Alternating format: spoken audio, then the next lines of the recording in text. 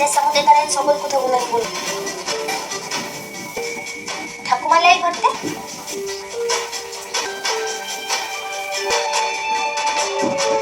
কে এলো জয়া? কি অসময়? এসো।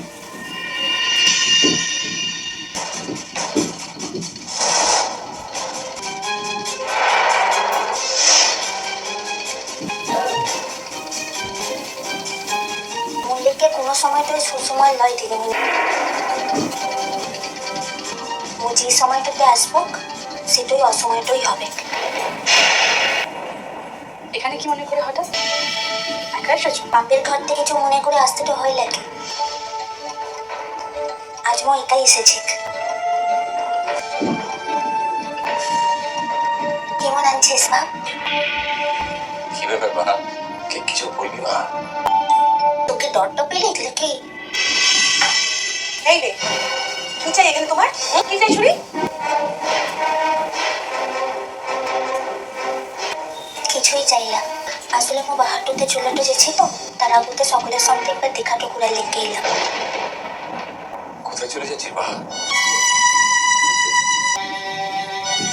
আচ্ছা ঠাকুমা কোথাকে একটু বলতে পারবে? মা পুজোতে বসেছে। ও হয়তো প্রণামটা করতাম তো তার লোককে শুধাইছে।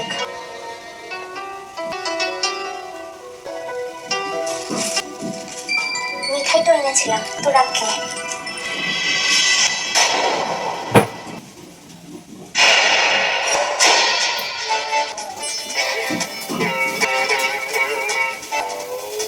মিঠাইটা ছুড়েটা ফেললে কিসে লিখে?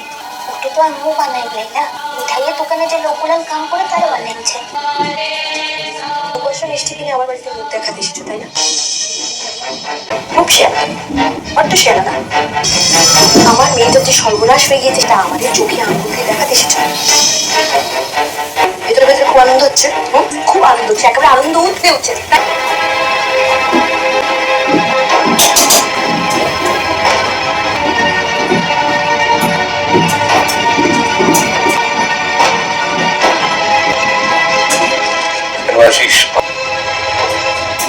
কেন আসিস এখানে?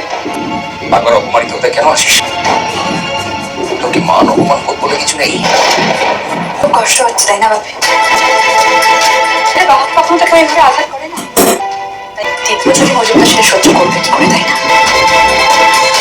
মা, সব জেনে শুনে তুমি এরকম একটা কাজ কি করে করতে পারো? কোথায় তুমি বাবার মহান কীর্তিকলাপের জন্য তাকে বুকে আগলে রাখবে, আমরা সেটা অভিভূত হয়ে দেখবো করে তুমি কি ভাবে? আমি কি খুব ভুল বলেছি? আসলে আমরা সরি তাহলে থাকতে পারলাম না। আসলে অনেকদিন ধরে মুখ বুঝেছিলাম।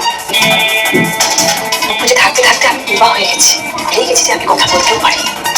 রঞ্জির সঙ্গে যা হয়েছে তা হয়ে গেছে বাহা, কিন্তু ধ্রুবর ব্যাপারটা সেটা তো তুমিই নষ্ট করেছো।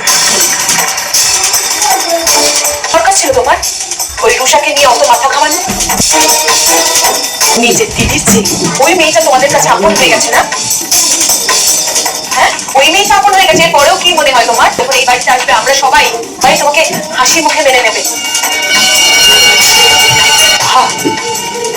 একবার নয়, দুবার আমার মহিলার সংসার ভেঙেছো। সংসার ভেঙেছো তুমি।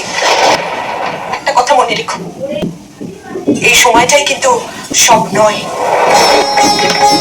যে দিনটা আসছে সেটাই আসল সময়। একটা মেয়ের চোখের জলের দাম একটা মেয়ে হয়ে তোমাকেও দিতে হবে বাবা। দেবো না, তুমি পার পেয়ে যাবে। ও না, পার পাবে তুমি। কোনো সমাজের তো পাগলিকে এখানে আনছিলাই আর মোর তেমন কিছু আশাও করি নাই।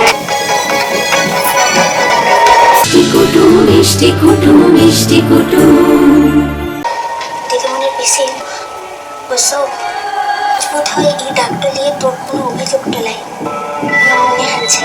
একদিন তোকে দিদিমণির পিসি বলেছিলাম বলে এরা কোথায় শুনেছিলিস নাকি? কিন্তু দিনকেই তোকে বলেছিলাম যে এই ডাক্তারই ঠিক আছে। আজ দেখতে পেয়েছিস তো যে মুখ কিসের লিখে দিদিমণির পিসিটা বলি। ডাক্তার মানে তো তার মানে মিনে তো গেল তো। ওকে থামতে বলো। ওকে এখানে ভাষণ দেওয়ার জন্য কেউ ডাকেনি। সবু অসবের মাপকাঠি তো কে লিখতে দেবো না মা তো করিস।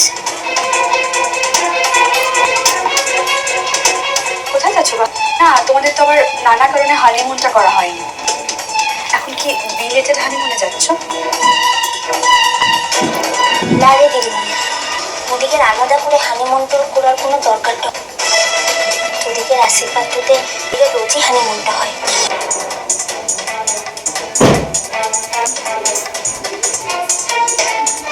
মুখ কিন্তু তোরা কষ্টটা দিবার লেগে কোনো কথাটা বলি নাই। আর কখন কাকে কি বলতে হয় সেটা কাণ্ডজ্ঞানের কি সত্যি অভাব হলো তোমার? ওই বস্তুটা কি কোনোদিন ওর ছিল বাপি? এখন বোঝো দীপ, এটার জন্য আমাদের সংসারটা জড়িয়ে পড়ে শেষ হয়ে গেছে। তারপরে তুমি একেই সময় মহান করেছো, তাই না? ভুল করেছি, ভুল করেছি।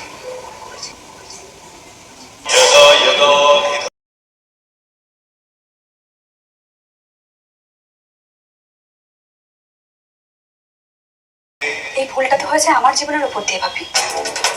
আমার জীবনের আমি হারিয়ে ফেলেছি, সেগুলো কি ফিরে আসবে আমার কাছে?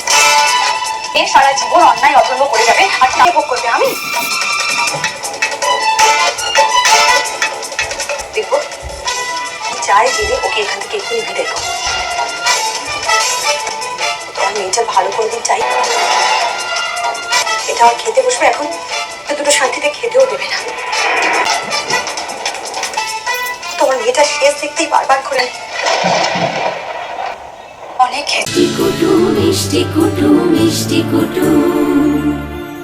ভিডিওটি সম্পূর্ণ বিনোদনের জন্য তৈরি, ভুল ত্রুটি হলে ক্ষমা করবেন। ভালো লাগলে লাইক শেয়ার ও কমেন্ট করতে ভুলবেন না। আর চ্যানেলটি সাবস্ক্রাইব করে পাশে থাকবেন। ধন্যবাদ।